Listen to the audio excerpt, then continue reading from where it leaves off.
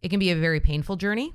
It can be basically a journey of you having to face yourself.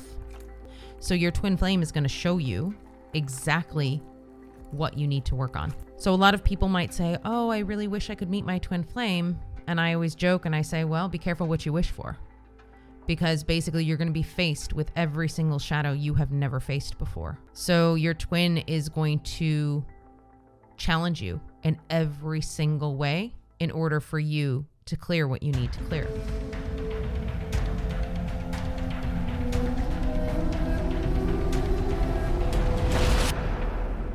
Welcome to the Akashic Recordings. I'm Annette DeLu, Akashic conduit, channel, and spiritual guidance coach. And I'm Julia Nalivaiko, storyteller and creative producer of conscious media content, such as this podcast. What you're about to hear is a real-life Akashic Records session with Annette and one of her clients, recorded with their permission. For privacy, their names have been changed, but everything else is real. Stay tuned to the end of each episode where we deep dive into subjects that come up throughout the session. In this episode, we continue with Maryanne's session. After learning of her soul origin and purpose, she wants to know more about her relationship with her twin flame. Twin flames are one soul split into two. Each soul is autonomous within each human being, and the purpose of this soul trajectory is rapid spiritual growth.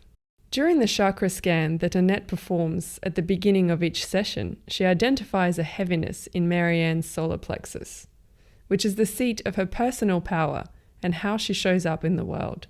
She finds it is tied to a previous lifetime, which they will explore in this session.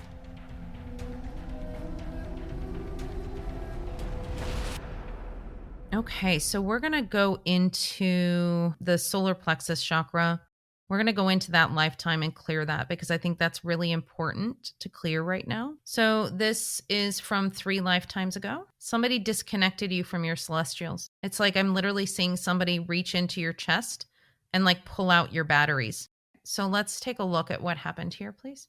You lowered yourself for your twin flame. Okay. How long ago did they split into 2 halves, so to speak, 2 souls? It wasn't very long ago. I'm getting 7 lifetimes ago. You kept sort of the divine celestial nature, and your twin flame kept the more earthly nature. So in and of itself, you two are a balance of each other 100%. In this particular lifetime, you met your twin flame and he was in a very rough place. He was in a very bad place energetically. They're showing me like he's literally laying in the dirt because it's been very hard for him to anchor into this earthly energy, which is part of what he is supposed to do. And so leaving behind a lot of that celestial energy was really difficult for him. He sort of got the more difficult end of the stick on this journey. And so in this lifetime that we're seeing, that was 3 lifetimes ago, you decided that you were going to go and help him.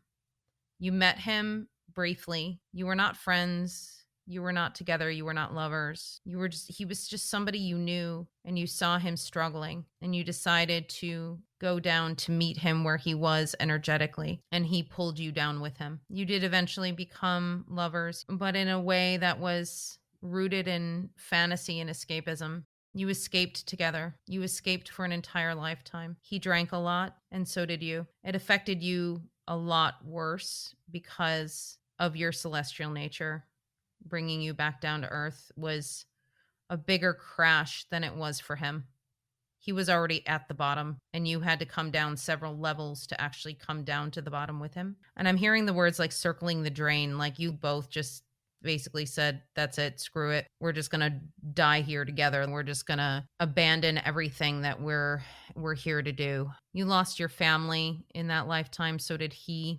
You both felt very alone in the world. You didn't feel like you were connected to anyone but each other at that time. This is the reluctance to be in your own personal power, because you're afraid that if you actually are in your own personal power and you clear this solar plexus chakra blockage, that you will have to leave him behind, that he will not be able to rise up to the level that he needs to in order to meet you. So you keep yourself powerless to a certain extent in order for him to be able to catch up. And this is not necessary anymore. You can rise as high as you want, and he will meet you there eventually. It may not be in this lifetime, but he will meet you. It is time. It is time for you to not lower your energy anymore. It is simply preventing you from doing what you were here to do. Is there anything else that we need to do to clear her solar plexus chakra? She just needs to set the intention that she's going to clear it and that she's going to let it go. Okay. Are you willing to do that energetically? Are you ready to do that energetically? Yes. Okay. Yeah. It's going to be hard initially in terms of letting go of that energy, but know that you're going to feel much brighter. You're going to feel much lighter once this energy is released. You will be able to accept and know that your twin is always a part of you no matter what. And you will be able to connect to that energetically much easier when you're in that higher energy than you can right now. Do you have any questions? Why did we split? Was it because it was necessary for the work? It was a decision you made because you felt like you were not getting certain experiences on this planet due to the fact that you are hovering just slightly above it, because you were never fully able to sort of ground into human life. This was one of the options that you had available to you to help understand a bit more about the density of this earth. You could have decided to incarnate fully on the earth like you did in the first lifetime, but you remembered how hard that was and you decided that that wasn't something you wanted to do.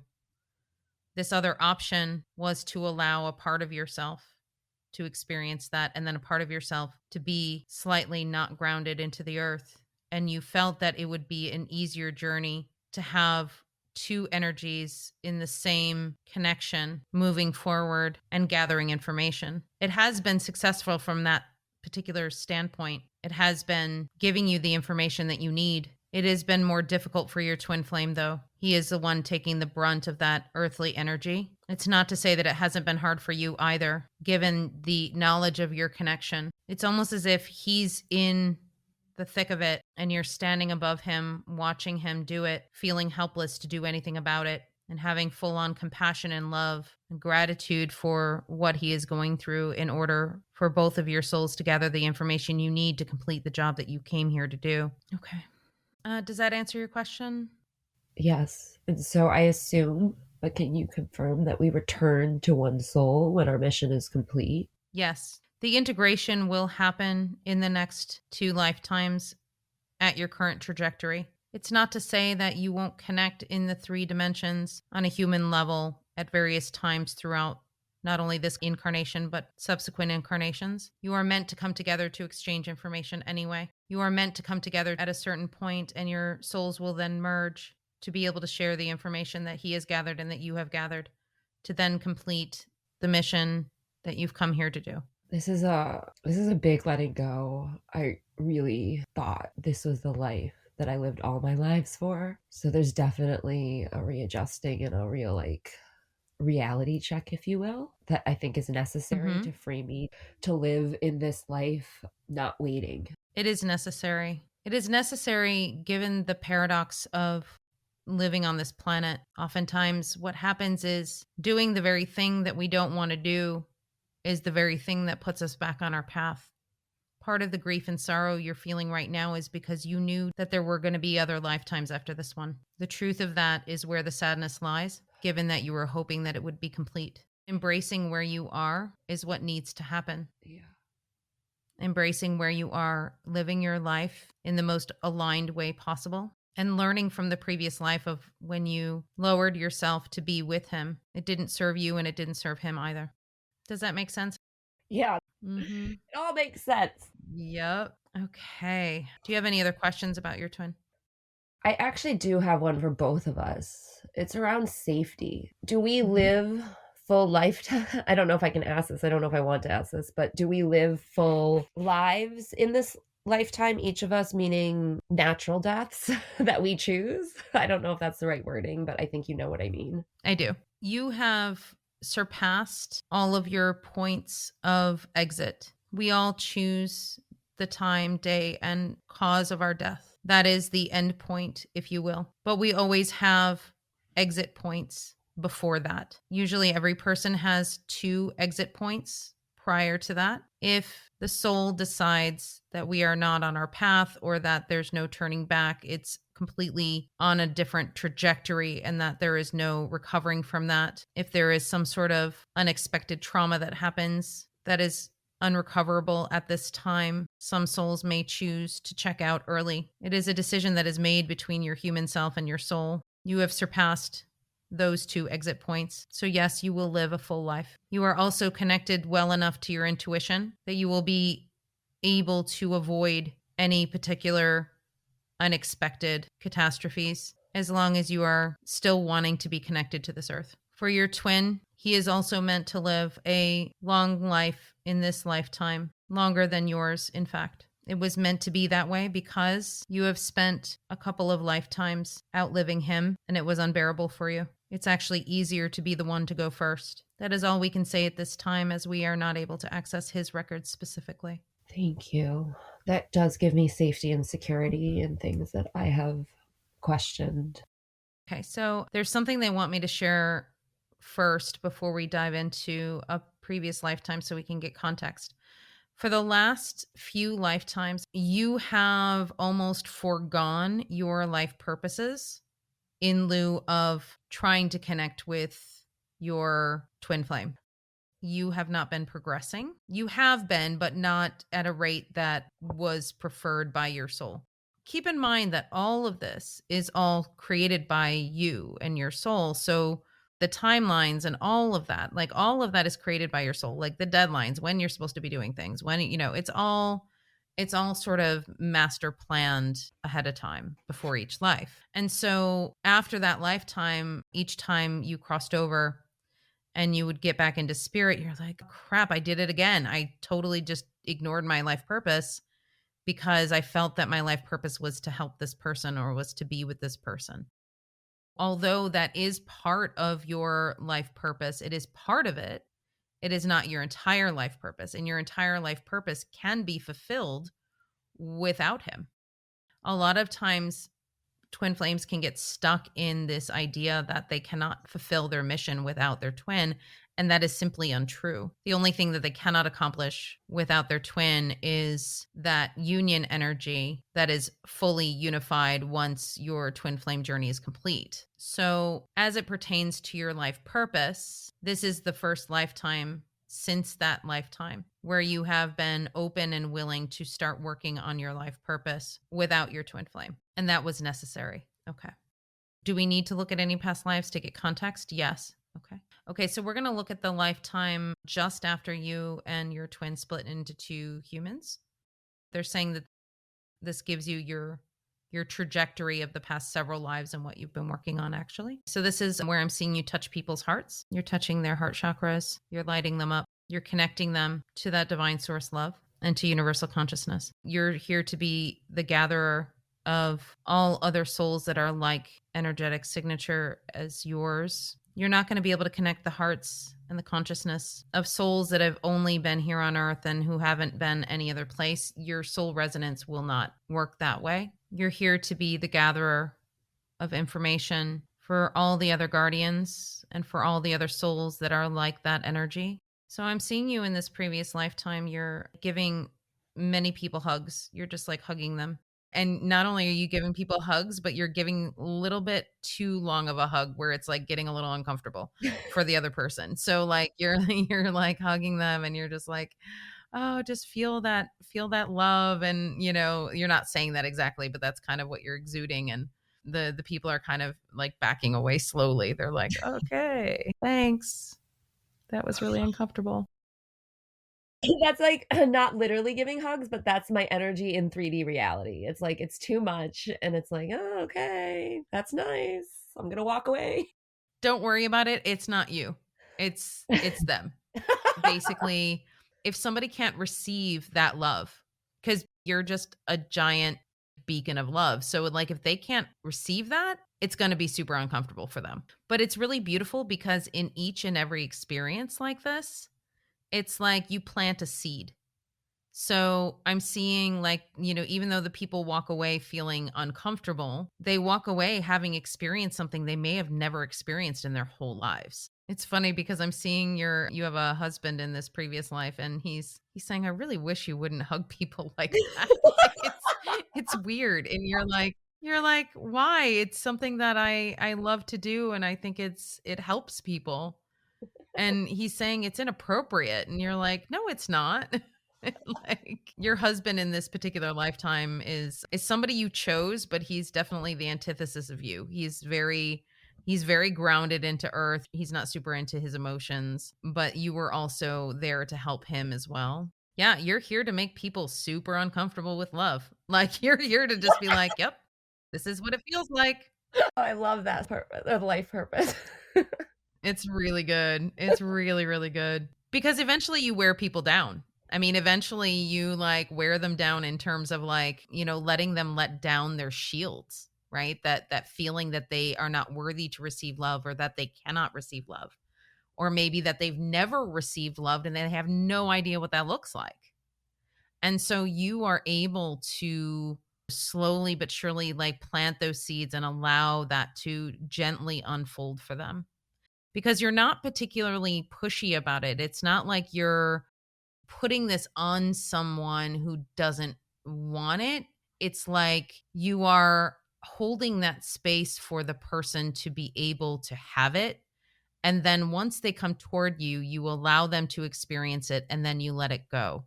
It's very much like, again, your soul purpose, which is the balance. You're very much the type of person that can really identify what is balanced and what isn't. So if somebody is very resistant to you, you're not even going to bother. And if it's somebody who you can tell is open but hesitant, that's when you'll sort of take a couple steps forward and say, okay, are you ready? And then they'll be like, yeah, maybe. And then you'll be like, okay, let's try this. And it's like, this is sort of a funny way of describing it, but that's kind of what's going on in the energetic level. So that makes sense as to why the last 3 lifetimes your life purpose hasn't been fulfilled, because what you were trying to do with your twin flame, which was do the exact same thing, like give that love and show that love, you were only giving it to one person versus giving it to everybody who you were meant to give it to in those lifetimes. And it's not that you have to give so much of your energy. You don't have to give a lot. I think that's why they were showing me that you were hugging people, because it's not like you have to spend a lot of time with somebody. It's not like you have to actually be in a friendship or relationship with anybody. It's just like those small interactions can be huge for somebody who hasn't experienced that before. So you're meant to be out there. You're meant to be out there among people, shining that bright light that you have. You need to understand that it's not you that's too much. It's that others are so far disconnected from love and from that divine source energy, that to see you and your energy is like, whoa, it's like a big bright sun. It's like they can't process it, they can't understand it. And so there are going to be people that are like that, and that's okay. And they're saying you can just, move on. It's just an energy thing. It doesn't have to do with you as a person. It doesn't have to do with how lovable you are and how amazing you are. It has to do with essentially the two energies are almost clashing. And also other people can be in resistance to that energy, to any sort of love energy, any sort of energy that they're not used to, that is uncomfortable for them. They can have a tendency to sort of rail against that. So just keep that in mind. It's going to help you to understand that, oh, okay, that's their journey. I don't have to worry about that, and I'm just going to go on mine. Thank you. I think those are the thorns too. Those are the ones that keep popping up, is investing in connecting and giving too much time, attention to those energies that I don't flow with and that they're just not ready. And so I'm really hyper aware of that, and like where I direct this energy to containers that can handle it for both of our benefits. Yep, exactly. Okay, wonderful. So how do you feel? Expansive, validated, lighter, all the things that I was seeking. Thank you. I've been piecing things that you've been saying together for like 5 years on my own without mentors without people understanding, feeling crazy, like trying to piece it together. So this story is like super Mm-hmm. validating. It allows expansion around letting go and me being me, which is really what I need.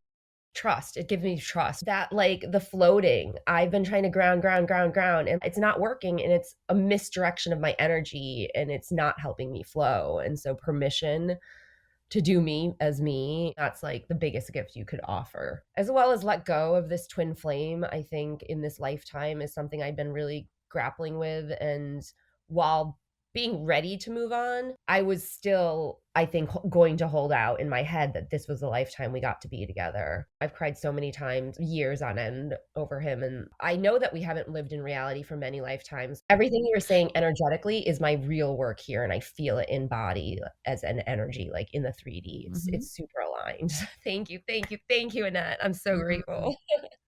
You're so welcome. Okay, wonderful. So we are going to close the Akashic records.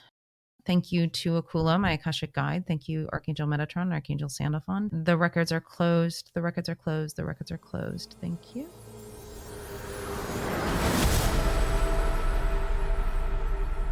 And thanks again to Maryanne for her participation in this podcast. Annette, twin flames, your favorite topic. It most certainly is. Why do you love this topic so much? Tell us. Well, for the same reason why I love all of the topics, because they are near and dear to my heart. And this topic is near and dear to your heart because you yourself are a twin flame. I am. So can you explain a little bit more about twin flames? What are they? Twin flames are essentially a way in which you go through your spiritual ascension process. It's important to state that not everybody is a twin flame. A very, very small percentage of people are actually twin flames. And this is just because they have decided to choose this particular direction in order to rapidly grow their ability to ascend. So the soul has made that decision, not the human being. Correct. Everybody wakes up in a different way. So some people wake up through near-death experiences, through illness, through losing a loved one. It just so happens that myself, as well as every other twin flame out there, has chosen to wake up through this particular process.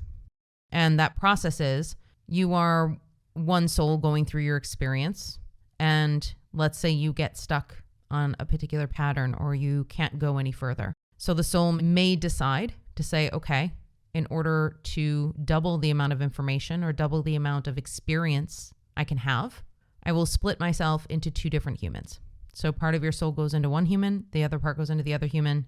And basically they are both having experiences. And then when they cross over in each incarnation, they report back to the one soul, if you will. It can be a very painful journey. It can be basically a journey of you having to face yourself. And that's exactly what it is. So your twin flame is going to show you exactly what you need to work on. So a lot of people might say, oh, I really wish I could meet my twin flame. And I always joke and I say, well, be careful what you wish for, because basically you're going to be faced with every single shadow you have never faced before or that you haven't effectively faced. So your twin is going to challenge you in every single way in order for you to clear what you need to clear. So it's not like a soulmate. Soulmates are totally different. Soulmates are usually a pretty harmonious connection, whereas a twin flame is a little bit more challenging, but has the potential, once you get through the challenges and once you do the shadow work, has the potential to be an incredible connection. It just has to start with your own self-worth, your own self-love. And if you don't have those things within yourself, and your twin doesn't have that within themselves, then the separation will continue. And you travel together through lifetimes, side by side, until such a time as you find this harmony together. Is that right? Correct. And then once the harmony is found together, it's referred to as union energy. Then the two halves of the soul will then come back together as one. And what happens when they do? Then that one particular soul, after it's been sort of unified, can then just go off and have more experiences as itself. without the misery. Okay, and so the process of being a twin flame and traveling along the life journey with your twin flame can be quite challenging. Mm-hmm.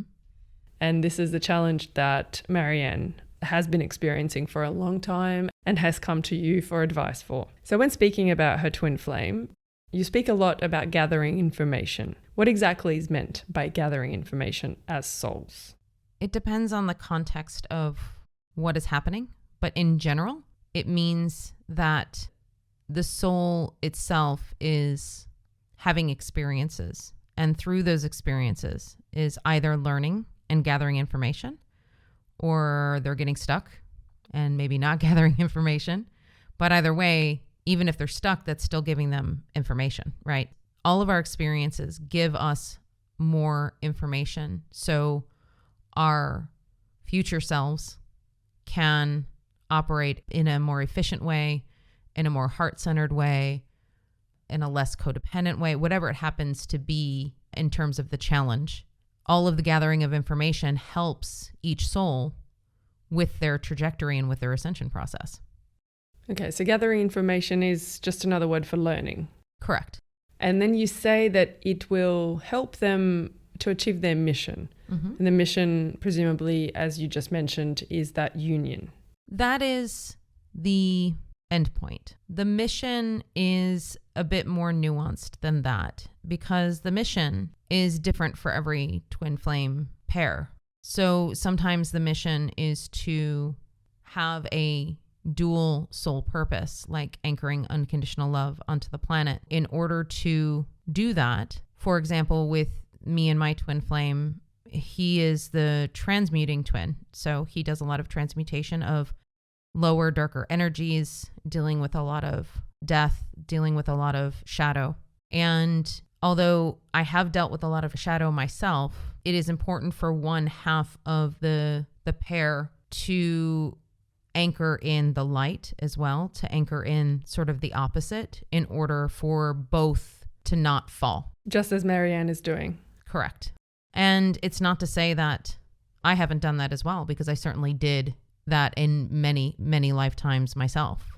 That is the trade-off often when you want to have something happen more rapidly. So with this spiritual growth and the twin flame journey, wanting to have that rapid spiritual growth, you're going to have a trade-off. And that trade-off is when you get stuck or when something isn't working, it can be pretty serious, and it can actually have a serious impact on the souls, both souls, for many, many lifetimes, in which case you have to kind of dig yourself out. Which is, once again, kind of what happened to Maryanne as well. Correct. A strong theme within her journey is staying in her own power and not lowering herself for her twin flame or for other people in general. Is this something you see often, people doing that? I do. I did it myself. It's not often just lowering your energy. It is staying stuck in the energy that you're in as opposed to advancing. There's a lot of that waiting energy for twin flames, and it's because the one twin flame is afraid that the other half is not going to do their work. They're not going to catch up. They're not going to learn their lessons. They're going to stay stuck. And so that fear of the other half staying stuck keeps them stuck. And what does that do? That keeps them both stuck. In order for them to move forward, one half of the pair needs to move forward in order for them both to be able to move forward. I use this analogy a lot, where if you think about two people climbing a mountain and you're tied to each other with a safety rope, and if one person is just slightly ahead of the other, you're waiting for them to catch up. You're not going to go much further because you're waiting and waiting and waiting. Well, what if they're stuck? They can't move until you actually move. So when somebody is waiting to crest the top of a mountain, when that's the very thing that will help the other person get unstuck, then they're both going to stay there. Now, the fear that often happens is that they fear that if they go to the peak of the mountain, that they're going to have to leave the other person behind, or even worse, cut the rope and let them fall to their symbolic death, because maybe they're not doing their spiritual work. Maybe they're not doing the things that they need to do, but each pair do things in a different way. Each half does things in a different way. When one rises, the other one has to follow. There is no choice. The problem is our perception of when that happens. We might be looking at it just from this particular lifetime. So from my perspective, I'm only looking at it in this last 10 years that I've known my twin flame and seeing the progress between him and I, or the progress that he's made or that I've made over the last 10 years. When in reality, we have to look at the full trajectory of the journey. So when you look at it from that perspective, that 10 years is nothing. So you might look at that 10 years and say, oh my God, there's been no growth. And it's like, well, no, there probably has. It's just been maybe small growth, or maybe there's going to be bigger growth than you think, or that it's hard to know when you don't have that bigger picture perspective. So going back to the mountain analogy, from the perspective of where Maryanne is now, she's meant to crest this mountain and then move on to the next mountain. And what she's afraid of is if she moves on to the next mountain, that she's going to lose her twin altogether and they're never going to be able to find each other. And that can come from lifetimes and lifetimes of trauma, of losing each other, of not being successful in your mission, about all the various different things. So ultimately, you have to be able to move forward and trust and understand that even if you go to that next mountain, that your twin is going to be able to find you. Like in the next life. Either in this life or in the next one. It doesn't matter when it happens. And that's the biggest key, is that it doesn't matter when it happens. And that's what a lot of twin flames get really caught up on. I know I was for a very long time. I was very caught up on, but we have to be together. And part of that was because I was seeing it. I was seeing that we would be together. But the thing is that you really have to take into consideration what needs to be done in order to come into that union energy, that unity energy. Is that has to be coming together with two humans that have embodied their own self-love, that have embodied the pinnacle of who their soul is. And that's not an easy task. You can't rush that. And a lot of people try to rush it, and they try to say, oh, well, we need to be together as a couple, or we have to do this, or we have to do that. And it's like, no, I mean, yes, it would be beautiful to be together as a couple with my twin. I would love it, but only when he is in his own self-love. Because if it's before that, it's just going to be more chaos and more horribleness, So and likewise for me, I needed to be in my own self-love, because when we were together way back when, it was chaos, and it wasn't particularly fun because we were showing each other our wounds. So that definitely needs to take precedence to the two people, the two humans coming together. So speaking of people lowering their energy for the other, what is it specifically about twin flames that makes them so susceptible to doing that for each other? And I mean, that is to say that I think all people, we tend to do that for others, for our soulmates, for people that we care about. Sometimes, we do that out of kind of misguided feelings. But twin flames are even more so likely to do so. Is that right? It is correct. And there is a reason for this, because we have something that other souls don't have, and it's about that information exchange. So just like you have a cord that attaches you to your soul, so your body to your soul, it's the same with twin flames, where there is an invisible cord that is connecting the two of us. So not only are we connected to our soul, but then we're also connected to each other. This is why with twin flames, you will hear each other's thoughts. You will smell things that they smell, even though you're not even in the same country, the same room, doesn't matter. You will have a greater form of telepathy together, but it can also be really hard because you can feel what they feel. So I have had it happen many times where I have been in really big pain or grief. For example, when my father died. This was a few weeks after my father died, and I was looking at some photos and I just started sobbing, and it was visceral, ugly crying. And within seconds, my twin had messaged me, and it was like some sort of message, like trying to cheer me up. And I don't know if he consciously knew that that's what he was doing, but on an energetic level, he could feel that I was in pain. So it's that type of connection that makes it really beautiful, but then it can also make it very challenging.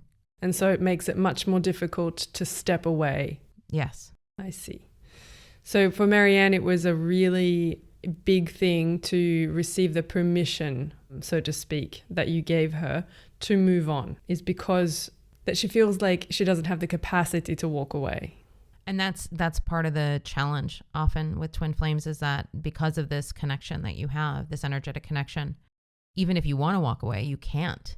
It's nearly impossible to do because of the energy exchange that's happening on a regular basis. But when you get to a place of self-love and you get to a place of peace and you know how to work with the energy, you can move on to living your life, possibly having successful relationships with other people if that's your direction.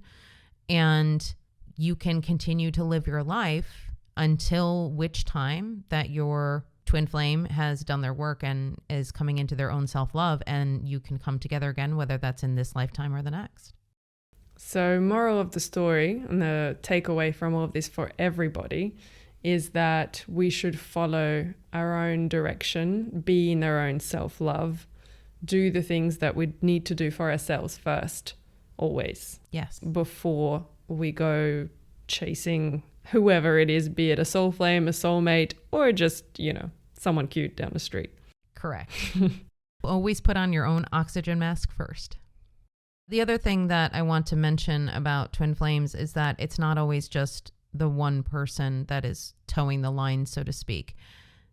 They're reminding me to remind the audience, as well as anyone else out there who are twin flames, that we've taken turns, each of us in the twin flame pair. We've taken turns being the leader, so to speak. So there have been times when I've been in super, super low energies and my twin has had to pull me out of the darkness. It's not just like one person is righteous and one person is doing all of their work and getting an A on all of their homework and they've got a star on their forehead and, oh my gosh, look at my twin. He's not doing anything or she's not doing anything. It is very much about this back and forth that you have been helping each other on this process. And ultimately, you have to look at their soul as a part of you. And even if the human version of that person is not great, you don't have to have a relationship with them if you don't want to. It is the soul and that 5D connection that we're talking about here. That is a big message for all of you out there. If your twin flame is super, super toxic, you don't have to be in a relationship with them. And you don't actually even have to be in their physical life. Make sure that you're setting the boundaries that you need to set. That sounds like really good advice for twin flames and really just about anyone, to be honest. Correct. Now, I'm really excited to ask you about this next thing, which I found completely fascinating when I listened to this session. And that is the subject matter of exit points. Mm-hmm. Maryanne, during her session, asks about the lifespan of herself and her twin flame. And you tell them that they will live long and prosperous lives because they have surpassed all their exit points. Mm-hmm. Can we please talk about what are exit points? Aha. Yes. So this information I will discuss after I tell you about what I have seen regarding our death. Please.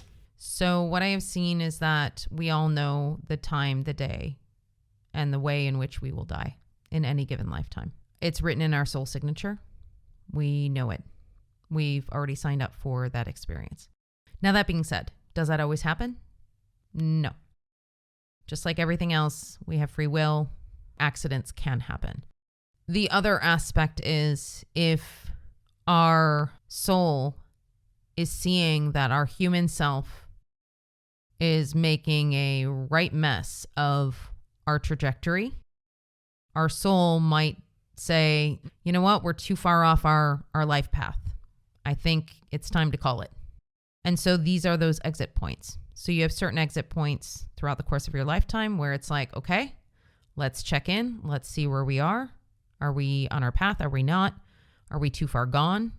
Are we going to cause more damage, meaning collect more psychic debris around our soul to the point where it will be really, really hard to get back? And the soul will sort of make that call.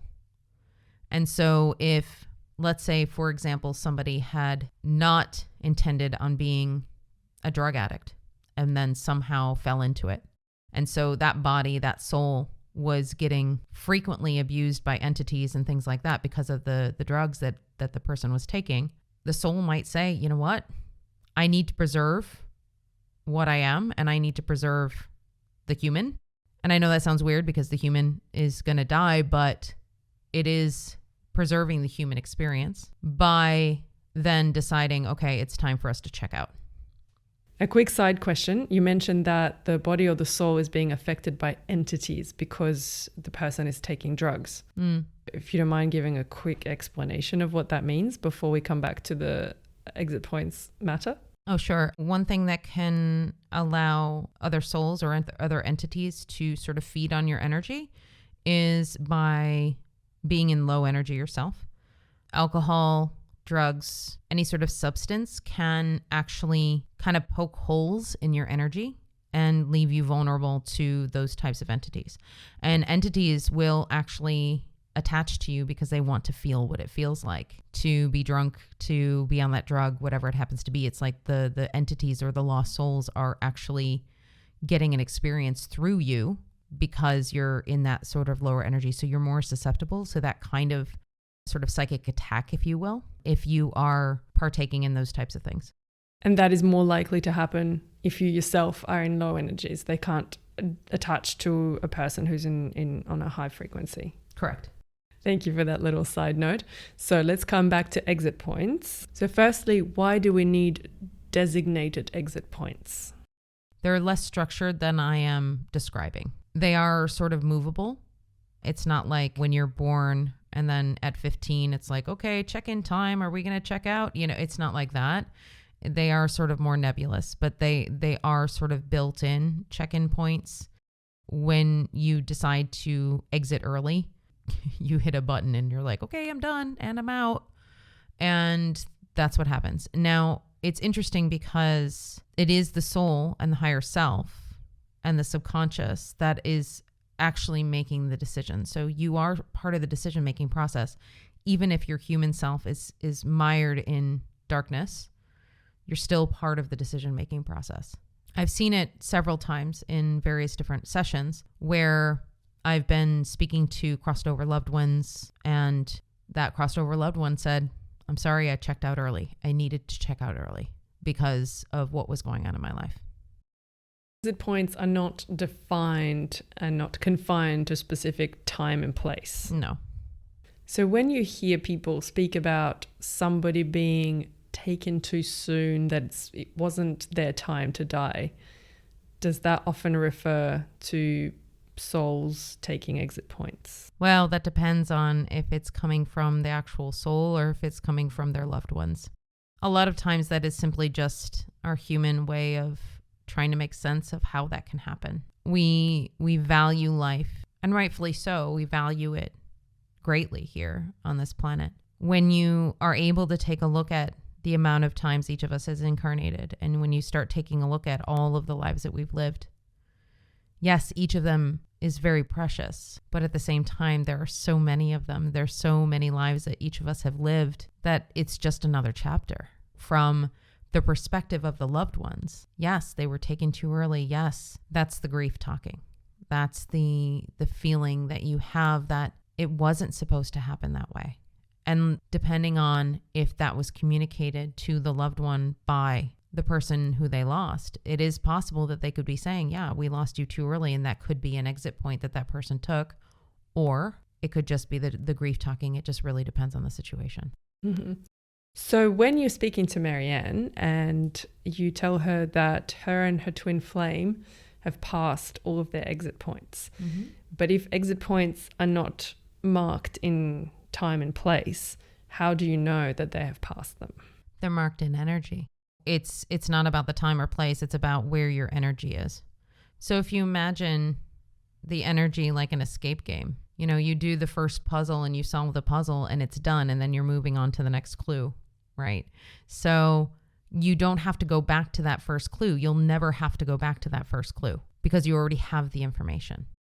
So it's very much like that. So if you're going on this escape game journey and you reach a certain level in the game, you're never going to go back to that initial stage. That's a really clear analogy. Thank you for that one. However, her twin flame was not necessarily in high energies by the sound of it. Mm-hmm. How come he had passed his exit points despite not necessarily being in high energies? It just depends on what your goal was for this particular lifetime. Just because he's in lower energies in comparison to Maryanne doesn't mean that he's in full-on shadow energy. He's just in lower energy in comparison to her. So from his perspective and his journey, he may be in a higher energy now than he has been in a very long time. Okay, so it's all relatively speaking. Correct. Can we come back to the matter of the predetermined time of death outside of exit points? Mm-hmm. Because that is a fascinating topic in and of itself too. One that is perhaps a little bit controversial. Could be, yeah. Are you able to see in your sessions the predetermined time and death of your clients? I'm sure I could, but I haven't seen it. That's not something they would show to me readily unless it was absolutely necessary. For example, there was a session that I had with a woman whose mother-in-law was basically in hospice. And this was a year ago. And at that point, my guides did show me that she was ready to go and that her death day was coming up pretty quickly. I had another session with the same woman a year later, and the mother-in-law had not passed yet. And she basically asked me, why hasn't she gone? She's deteriorating. Why isn't she gone? And so I ended up being able to connect to her soul, and I found out that she was just incredibly scared. So I was able to bring her some peace and some comfort in order to cross over, and told her that her loved ones were waiting for her. And I actually even opened the gateway for her so she could see who was there for her. And so when I got off that session, I spoke to my client and just said, hey, let me know how things go. And I said, the guides are telling me give it 2 or 3 days. I got an email from her 2 hours later. And she said that her mother-in-law had passed over. That's incredible.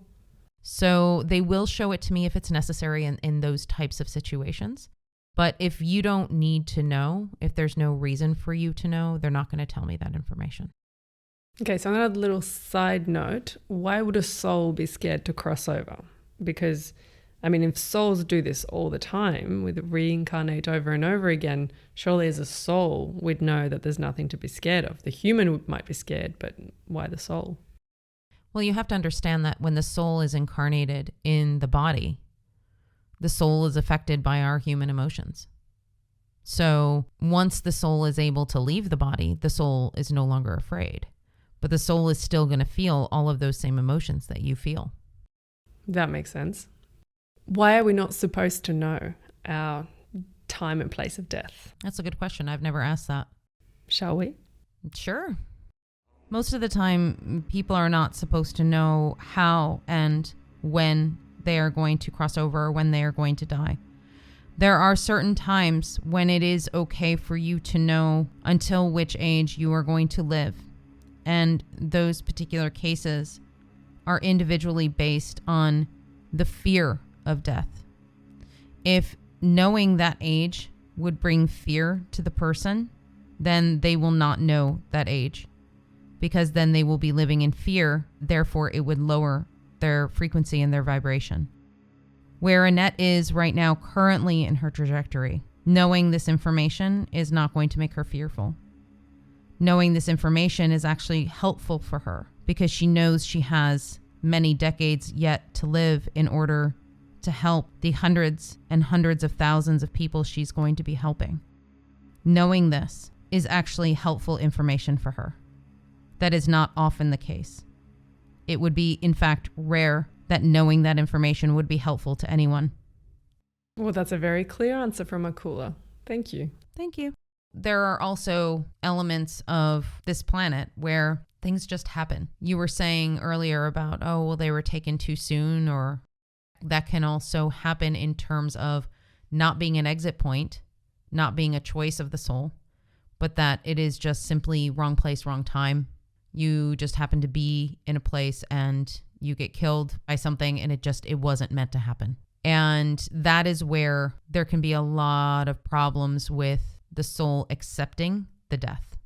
So that is where having a medium come in and help the soul cross over, that can be really helpful. Because I have come across quite a few souls who aren't even aware that they're dead.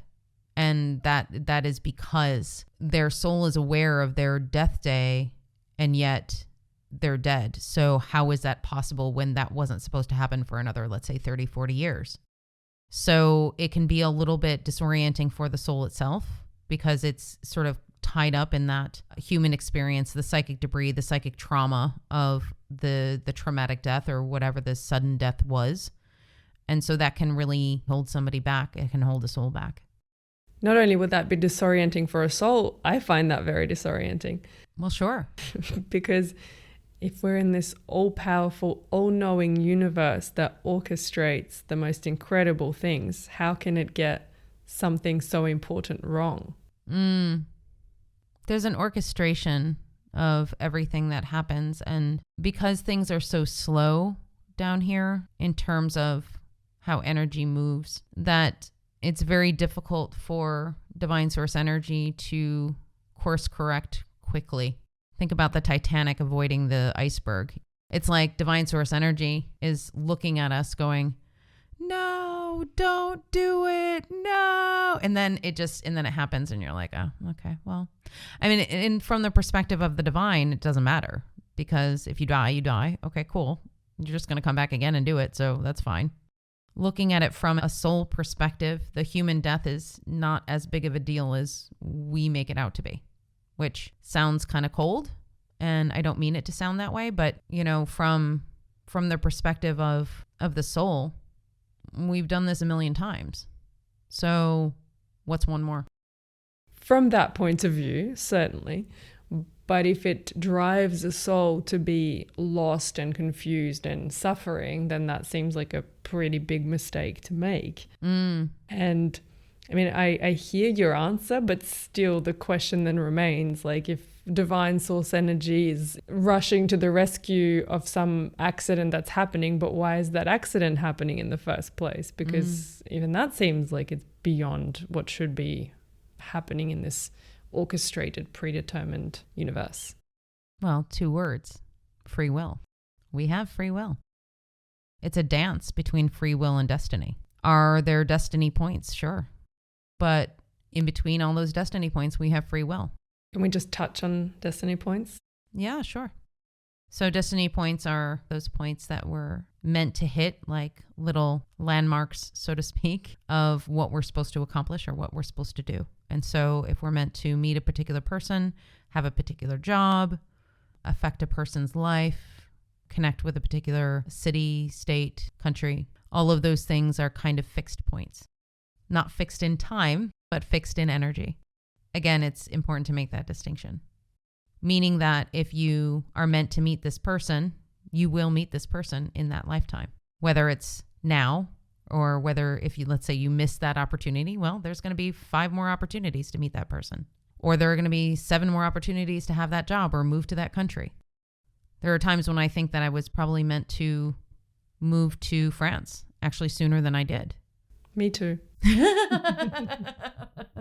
But then I think about it and then I'm like, well, actually, maybe it was the perfect time. I don't know. But ultimately, those are the destiny points, the things that you are meant to do in that life. You're never going to miss anything because the universe is always conspiring to bring you to those points. Your energy is always conspiring as well. And then your free will is everything in between. So your free will is, okay, well, what are you having for breakfast and what movie you're going to watch? And, those are free will decisions. But can free will affect the destiny points? Certainly. Can it cancel out a destiny point? Well, in the extreme event of a death, sure. But that's basically the only time it would cancel out. Because like I said, as long as you are living, you'll always have another chance to meet those destiny points. So death would be one of those sort of cancellations, if you will. Another cancellation would be, like I was talking about, like if you're so far gone energetically that there's no possible way you're going to be able to meet your path, and then you decide to take one of those exit points, like that would be another one. So what is the difference between taking out an exit point and accidentally dying? One you're choosing, the other one you're not. But then don't we choose everything? Isn't our soul ultimately driving our life? Okay. So they're showing me a visual. So the first option where, let's say you're too far gone to achieve your destiny point, so to speak. I'm seeing a person who is very low energy, maybe curled up in a ball, feeling very distraught. And I'm seeing the soul of this person giving them a big hug. Hello, Lucius. Hello, Lucia. That soul giving that person a big hug and saying, it's okay, we can start again. And then allowing that exit point to happen. The other scenario where it's an accident, I'm seeing the soul screaming at the person, going, no, don't go in that direction. Don't do that thing. Don't go over there. And the soul is doing everything it can in its power to stop the human from making this mistake, whatever it is. And the human is not paying attention and just walks straight into a car. That's the difference in the energy of the soul's interaction with the human in that respect. So if cats have 9 lives, they have 9 exit points. That's a question I might ask Lucius later. Yeah. How do we know that we've passed all of our exit points? Or can we know that we've passed all of our exit points? Simply, if you are listening to this podcast, you've most likely passed your exit points. Well, that's a nice little free gift to the listeners, isn't it? It is true. Yeah. Well, because most people are not going to be attracted to this information if they are not well on their way in their spiritual journey. So that's a really beautiful thing to hear, actually. Yeah. All right. Now that we've talked about death, let's come back to talking about life for a little while. So a really beautiful thing that unfolded in the session was Maryanne receiving permission to be herself, which is something that you were able to give her through the information that you channeled and that you passed on to her from the Akashic records. That is something that we can all relate to, but it's not always clear why it is that we find that so challenging to just live being ourselves. Are you able to address that? Sure. This is a really exciting topic, especially given some of the subject matter that you will hear through this podcast. There is a particular session that will be forthcoming where one of the souls that got a session is somebody who breaks down structures of power. These structures of power are responsible for us not being able to connect in to who we are on this planet. These structures tell us we have to be a certain way, we have to do a certain thing, we have to act a certain way. These structures keep us disconnected from our souls. And this is what the spiritual awakening is all about, in fact. It's about the reconnection to who we truly are. And to be able to connect to who we truly are is to have that permission to be who we are. But we can't get that permission to be who we are until we really understand who that is. Because if we don't understand who that is, we will continue to be another cog in the wheel of the systems that are in place. It is not to say that the systems in place are all bad. Some of them are necessary, some of them are very helpful. But there are other systems of suppression of information, of energy, of love, of higher energies. You only need to look at media at this time to see that it is mostly fear-based. That is a system that keeps us out of our true nature. So you ask why it is that it's so hard for us to give ourselves permission to be who we are. It is because most humans are fighting against everything in society that is telling them not to be. That is slowly changing, and eventually that will change for good. Anything else? No, not at this time. Okay. Oppressed by the systems. Do you give a sense of what particular systems being referred to? Well, I mean, it can be anything as small as having a 9 to 5 job to governments. They were saying some governments and some structures within governments are really good and some of them are not so much. We are told that, oh, you have to go to college. It's the only way you're going to succeed. And actually right now, people are starting to realize that is absolutely untrue. That the idea of having a craft and actually going and being an apprentice somewhere, or, apprenticeships are really big here in France. The notion that the only way that you can succeed is by going to college, like that whole structure is going away. Now, does that mean nobody's going to go to college? No, that means that the people who are really feeling guided that college is the right direction for them, that's what they're going to do. And the people who don't feel that are not going to feel forced to do so. And that's the biggest thing, is that if something is aligned for you, it's going to light you up inside and you're going to want to do it. Even if it is challenging, you're going to want to do it. And if it's not aligned for you, you're going to know it in every cell of your being that this isn't the right direction for me. The problem is that we don't often give options to people as to what those other options would be. So a lot of times people feel trapped in where they are because they're like, well, where else do I go? I don't know what else I can do. That's on a really 3D level, but from the standpoint of Maryanne and her session, it was just giving her permission to be who she is in terms of a soul. It's the same thing in spiritual circles. Spiritual circles, they'll be like, you have to be this way, or you have to be that way, or you have to be high vibrational all the time, which is toxic positivity, or you have to be this. It's like, no, you don't have to be anything. Everybody is different. Every soul is different. Every soul has their own trajectory. And if Maryanne needs to be not grounded for her to feel like her, cool. Stop grounding so much. It's actually making you feel worse. So it's all about really connecting in to yourself to figure out what works for you. Don't do what everybody else is doing because they're just saying to do it. You can try some things that everybody else is doing, but if it's not resonating for you, you need to stop and find your own path. That is so true and so well said. And I think if we're talking about social structures, I mean, that's one thing and they're certainly contributing to it, but I guess it's the social conditioning that is created and reinforced by these structures. That is the real thing that is doing that. And I think that all of these different spiritual paths and modalities that are becoming more and more popular, they are making such a big difference to people in terms of accepting ourselves for who we are. Yeah, absolutely. And they're all such liberating practices. They can be. That is also another thing to keep in mind too, that, for example, if you want to take astrology, if you get an astrology reading and somebody says something about your sign and what your trajectory is, and it doesn't feel right to you, don't take that on as your truth if it doesn't feel right. I'm a Pisces Aries cusp and I have a Gemini rising. And I have been told over and over again, oh, that's so Gemini rising. And I'm like, I actually don't connect with my rising sign at all. Like all of the attributes of being a Gemini doesn't actually fit for me. I very much connect to my Pisces side and my Aries side, actually. So that's not something I even concern myself with. I'm not trying to make it fit where it doesn't fit.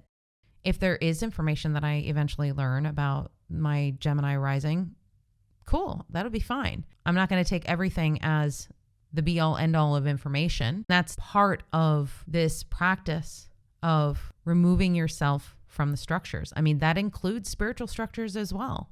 Always being willing to allow your belief systems and the way you think to change.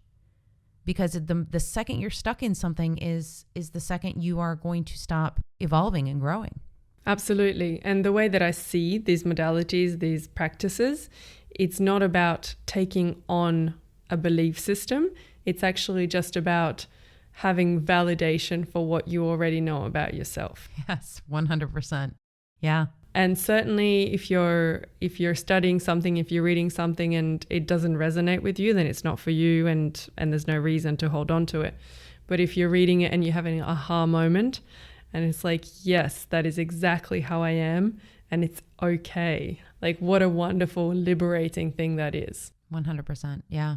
And that's exactly the experience that you allowed Maryanne through this session, which is such a beautiful thing. Yeah. Thank you so much, Annette. Today was absolutely fascinating. Satisfied many of my curiosities today. I'm sure we will expand on these subjects at some point. I'm sure you will. Until such a time. Until next time. If you would like to get in touch with either Julia or myself, feel free to head to my website at infinitesoullove.com. You can also follow me on all social media at infinitesoullove1111. And that is on Facebook, Instagram, YouTube, and TikTok. Thanks so much, and see you next week.